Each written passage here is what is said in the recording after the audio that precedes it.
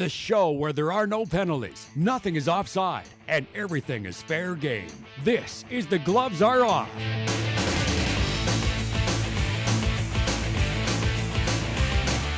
Hello and welcome to another edition of The Gloves Are Off. I'm Moses Woldu. We got a great show for you and a lot to talk about. Andrew Brethauer, we'll get to the guests and my co-host first.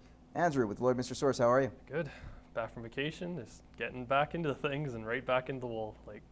So much going on now. And especially with football opening up, and that's a nice little segue to our man right here, the Barons football coach, looking to get to that next step and win that Wheatland Football League, and his team might look pretty good this year.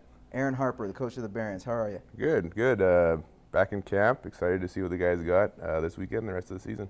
Yeah, pretty good lineup. Oh, how many kids in camp? We've had good numbers. We're still missing a few parts here and there, but yeah, mid-40s, high 40s every day. Kids are bringing good energy. Yeah, they've been great. It's been a fun group to coach so far, so I can't wait to see them strap them up against somebody else. Well, hey, I'd rather play football than go to school, so that's how I would see it. I imagine these kids are probably doing the same. And we're excited to have you on. I guess we'll get things started and talk about the CPCA Finals that just wrapped up over the weekend. And I want to throw this to you, Andrew, because you obviously have been around these guys and understand what it takes. You look at what happened to Chris Molly twice, that he lost the High Point champion by half point, or was it the driver's standings, I should say, by half a point. And losing that High Point championship to Ray Mitsewing, who, for whatever reason, whenever he says he's going to retire, ends up winning and ends up being very successful. How do you make 2016 for Ray Mitsewing this year? It's definitely like one of his best years ever from start to finish. That's the biggest thing. He never had a fault. He was kind of always in that 1-2 spot from the very beginning, and then just, not going to say coasted, but coasted all the way to the finals, just having success. And it shows how deep his barn was. It showed how good of a driver he is, that you can start the season being the defending High Point champion, end the season being that, and then cap it off obviously with the Canadian title. So it's got to be one of his best seasons ever, or best seasons we've seen from a guy who's never had to come back. Like we've seen in the past, guys that maybe had to come back, or they don't win the big race when they need to, but he went from coast to coast the whole way. Can he do it next year? He could. He's that good. His horses are that good. Chris Molly probably wants him to, so he can beat him. So I think he could, because he's that talented. He's always in contention at Calgary. He's one of those guys you could see there in the top 8 every year. He has the depth in his horses, and that's what you need. And it's kind of scary when you look how dominant he was this year. He was pretty much trading off with Chris Molly at 1-2 when it came to the driver's standings.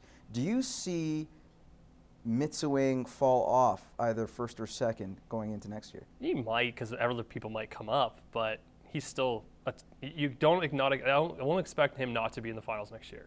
Like I already since penciled in Ray Mitsewing and Chris Molly. At least from my perspective, those two are your top 2 drivers, and they're going to be in the finals next year. Other than that, it's who knows from there. All right, guys, we're going to move on to the Rio Games, and I want to get your thoughts on the best Canadian story out of this. There's a lot of great storylines, but we'll start with you, Aaron. What kind of sticks out of your mind when it comes to the best Canadian that we saw over the past 16 days? I think obviously a lot, like you said, a lot of great performances. I really liked, and I know it wasn't even a gold medal, but Andre DeGrasse was phenomenal, and he put our name back on the map for track. And really, when I think Summer Olympics, I'm thinking 100-meter dash. I want to see Usain Bolt win another gold medal. Fantastic to see Andre right behind him, sort of not going stride for stride, because no one goes stride for stride with Usain Bolt, but I think it's going to be really exciting next 4 years, see where he ends up. Penny Alexia, what else can you say about Fair. her? And the best thing with her is she never looked at the results, and her reactions to when she wins like, that's the funniest part about it. And that's, you actually see the joy of someone actually winning. It's not just like, it's not an arrogance. It's actually, maybe that's a Canadian thing of us, and she's actually happy, and you see that on her face when she won, and that to me was probably one of the best moments. It's crazy, that fact that she's only 16 years old, and the poise that she had to come out with 4 medals in 1 Olympic year. That to me just seems quite shocking. Everyone compares her to Michael Phelps, but Michael Phelps, when he was younger, that age, he didn't come home with anything. So I think they should probably be comparing Michael Phelps to her, because she's seemingly doing it better. So hopefully, 2020 she comes back and maybe throw her in another race, just get 9, just to put Phelps away for good. Well, speaking of Phelps, let's talk about his partner with the U.S. swim team, Ryan Lochte. And as this story develops, we all know that he blatantly lied. And that's the situation about being robbed and coming out with this elaborate story about how, what transpired. Then you saw the video footage from the Brazilian police that showed what actually did happen in terms of trashing the place or trashing, this was a bathroom, that sort of thing, trying to pay off certain people. But when you look at this and look what happened to him subsequently after, he's been dropped by his 4 major sponsors, Ralph Lauren, Speedo being the 2 bigger ones. And you kind of look at how his name's been tarnished. He's not a bad swimmer. Yes, he's made some stupid mistakes, but remember, I'm gonna say this: Michael Phelps was caught smoking marijuana, and and gotten a lot of hot water for what he did. How is Lochte being treated? I say he's being treated unfairly, and I don't know how you guys would agree or disagree with that. I see it as, if you're a role model, what he did was really dumb. On top of it, he lied about it, and he lied to all of his fans. He lied to those kids who look up to him. So, you made a mistake. You're out partying. That's all good. You messed up. Just own up to it. That's fine. The worst part is that he lied. He lied to everybody. And it's not the first time he's done silly stuff.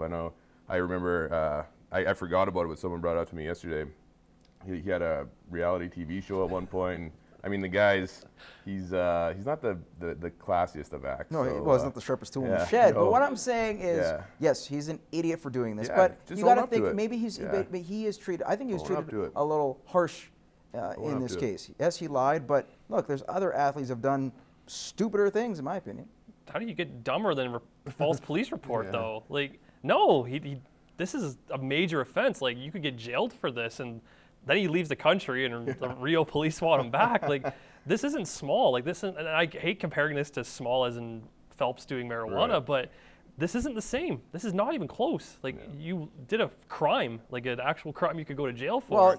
Well, he was going to say he was caught with possession. I got to remember that story, but But then, Phelps so the whole just was not, innocent in his case either. I'm not saying he did, but we didn't have the mass cover-up story that we do with Ryan Lochte. That's just you're on that stage. You're a professional with tons of endorsements. You got to know better that this is anything you do can lose you endorsements, and especially in the U.S., especially in swimming where they're a dominant team. What did you expect? You're lying to police about an incident that didn't happen, and then expecting everyone to just be okay with that?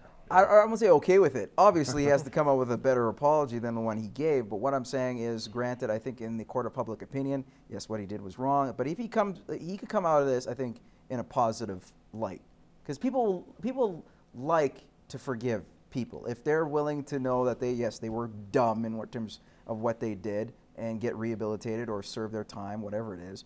You would give him a second chance, would you not? Especially if he wants to compete in another Olympics in 4 years.